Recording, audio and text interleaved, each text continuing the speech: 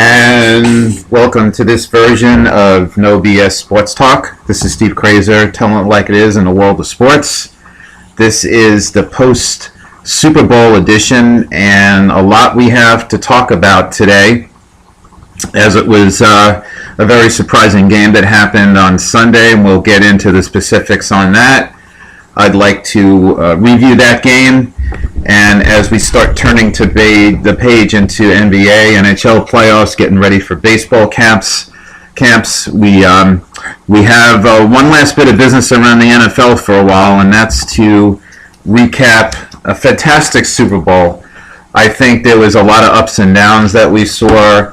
Very surprising, obviously, with the Patriots, a somewhat heavy favorite. I know the last betting lines came in maybe about a 4 or 5 point favorite, and I thought that was appropriate being how Philadelphia played in the postseason.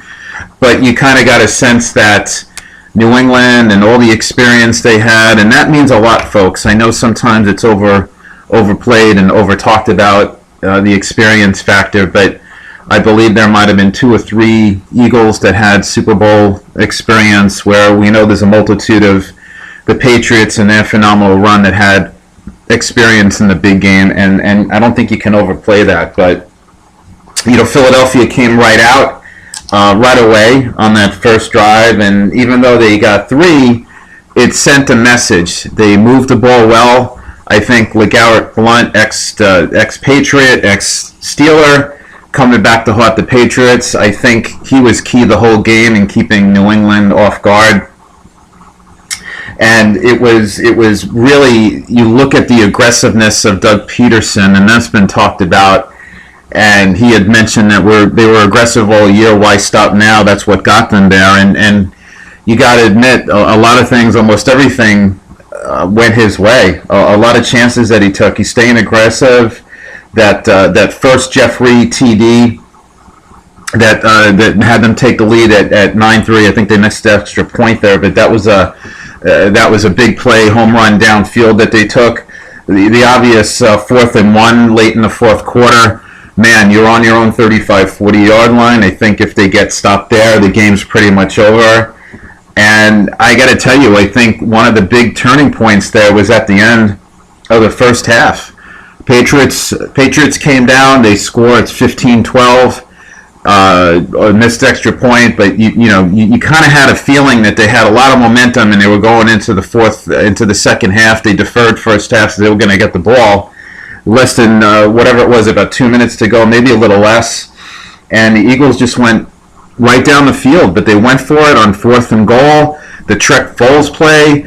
They did the trick play as well. New England did not. That was a key factor as well. But I think right there and there, going into first half with the 22-12 point lead on the defending champs, that set up the second half quite nice, and the rest of the game for Philadelphia. You look at injury factor, losing Cooks on the New England side was huge, I think, and it was a legal hit, guys. I know people take a look at that, and it might have been a little helmet to helmet, but I'm taking a look at the replay, and you can see that he hit him high. He hit him mostly in the chest area.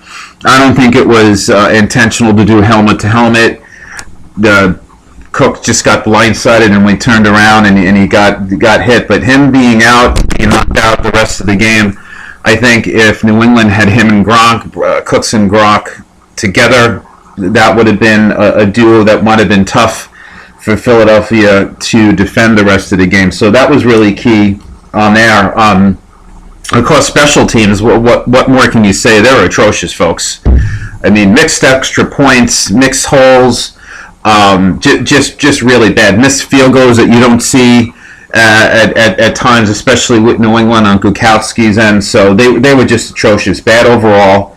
The trick play department, as I mentioned, the big score was with Foles in that late first half, and New England missed that one. You never see a lot of trick plays from New England, but early in the game, Brady should have caught that down. You don't know how the game would have turned out if he would have pulled that down. But overall, I take a look at New England and what I've talked about and what others have talked about during the postseason and throughout this run is they never beat themselves. They never beat themselves, and that's why it was really a tough way to beat them during this run. But Sunday they did, folks. I mean, let's face it.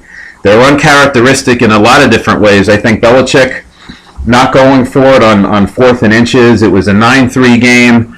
You basically had a chance to get a first down on Philadelphia's 8 and at least have a good shot at a touchdown. And God willing, if they were going to get the extra point, which wasn't a given on Sunday, they would have taken the lead. So I think that was very uncharacteristic of him, and it turned out to be a little bit of a blunder because they did miss the subsequent field goal try on the botched snap. So very, very, very unauspicious day there for the defense. They didn't do adjustments. Belichick and the Patriots are the best. They still are the best, in my opinion, guys, as making adjustments, and they just were not able to do that. But you kind of still, going into the second half there, with New England scoring a TD and they got within 15-12, I'm sorry, this was near the end of the first half, they were going to go turn the corner soon. But as I mentioned, with Philadelphia scoring there at the end of the first half and going for it on 4th and 1 with the Foles trick play, that gave them a 10-point lead, and you knew that was going to be a long day for Philadelphia and New England, but mostly New England. It just wasn't going to turn out the way most people thought. And what could I say about the second half? I think it was just, a battle of will. And throughout the rest of the second half and the rest of the game, you kind of had an idea whoever had the ball last was going to win, because there was no defense, folks. I mean, if you like defense, this was not the game for you. Up and down, big plays. Nobody stepped up until Graham, and we'll talk about the fumble in a minute at the end. But that was just atrocious defense on both parts. But all that being said, you had an opportunity there. You had a situation with Brady with 2 minutes and 14 seconds left, one timeout, and the 2-minute warning coming up, down 38-33. How many of you thought that this was it? They're going to go down and score, take most of the clock, if not all of it, get a TD, and go up 40-33, or even if they go for 2, it would have been, yes, I guess it would have been 40 to 33 there. But if they get the 8 points, but man, the big play there. I mean, with Graham came up all day long. I think the Patriots. I'm sorry, it would have been 40-38. My bad. They were down 38-33, and you had a feeling that they were going to go and get the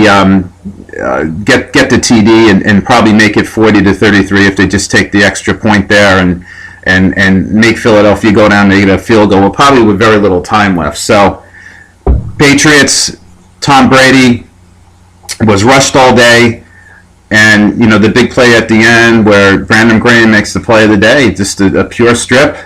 Brady makes the one mistake there in a crucial time, throwing for 505 yards, which was phenomenal for a losing quarterback in the Super Bowl, so you can't blame him.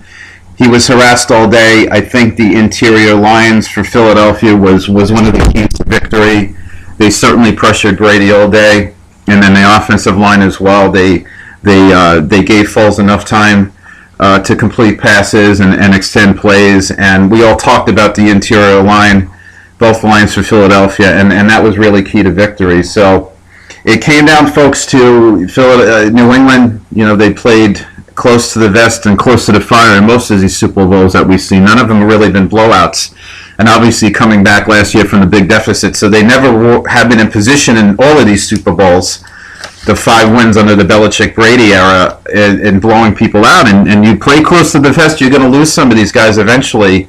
And that's what they did. But all that being said, with the defense playing bad, special teams mistakes, being uncharacteristic in a few decision factors, like I mentioned, they had a position to win, and it came down to the fumble, and they had a situation to have that drive with over 2 minutes left, and I think there was a really good shot, the way both offenses were moving, that they would have went down and got the lead with last second or just a very few time to give Philadelphia. So give Philadelphia all the credit in the world. Nobody expected them to be in the Super Bowl, and when Wentz went down mid-season, You have your MVP candidate quarterback go down with a season-ending injury, and you have a phenomenal backup who was phenomenal, but a career backup at the time, Foles, and one-year starter come in, and they just did a fantastic job. You got to give Doug Peterson and the offensive staff of the Eagles all the credit in the world. They were aggressive. They stayed aggressive.